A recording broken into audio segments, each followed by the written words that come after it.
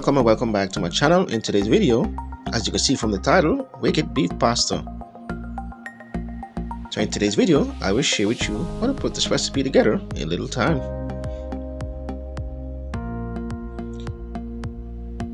So friends, these are the ingredients that you're going to need. Pasta of choice, a combination of mixed spices,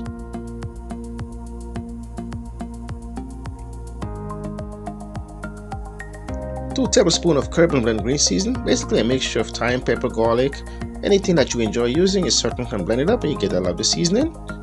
A bit of oil, parsley,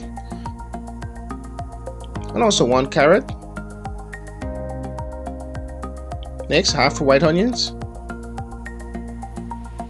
and also do have some spring onions as well.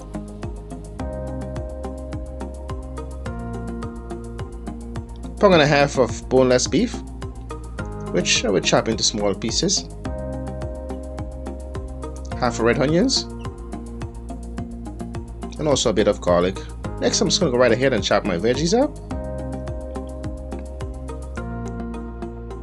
So friends, for your easy convenience, I will go right ahead and leave a list of ingredients and measurement below so you can always check it out.